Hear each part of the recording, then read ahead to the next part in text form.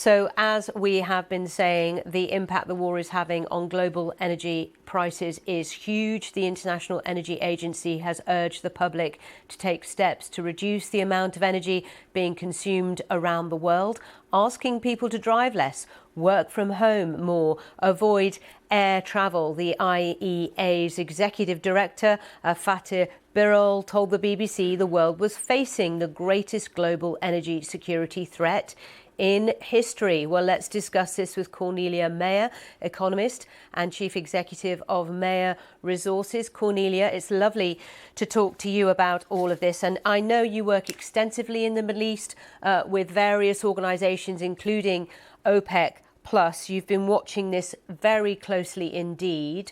What are your thoughts on what could happen this week?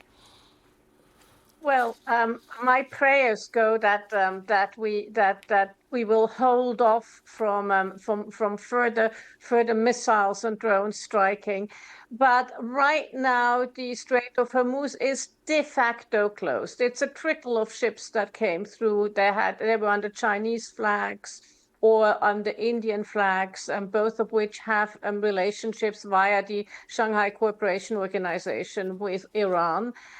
So those ships were led through, and as your correspondent said, the West to East pipeline, which has a capacity of 5 million barrels a day, could get some oil, about 3.5 million barrels a day last week, to Yanbu on the Red Sea. So that trickle happened. If that all shuts in, it's really bad. At this point, oil is up about 55% since the Brent, since the beginning of the war, and 85% since the beginning of the year. So that has huge inflation. That is a huge inflationary pressure. Now, Cornelia, something I was reading was Iran's foreign minister has been saying, if you want us to reopen the strait, you want trade to flow freely, we want something in return for that, i.e. lift financial sanctions on our economy. I mean, what do you think might happen going forward? Because, of course, from President Trump's point of view, an escalation, i.e. Iran saying we will totally shut down the strait, is not what he wants in terms of an outcome. He's a man who likes a deal. What do you think could happen?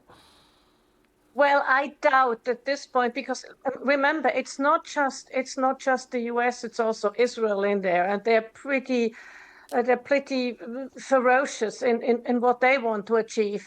And I doubt that the financial sanctions will be lifted. We have seen one thing, though, because oil has become so scarce, especially in Asia.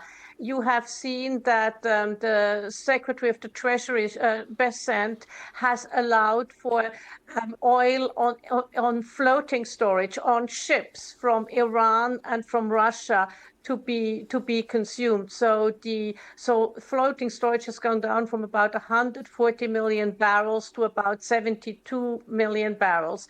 But there's only that much that one can do. So I'm not that optimistic that they will, after all these hostilities, that they will ease the financial sanctions. They may ease some other things, but not the financial sanctions. Okay, Cornelia, it's good to pick your brains. Thanks for sharing your expertise with us on this. Cornelia Meyer there.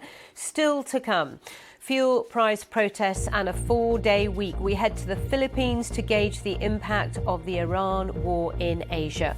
Around the world and across the UK, this is BBC News.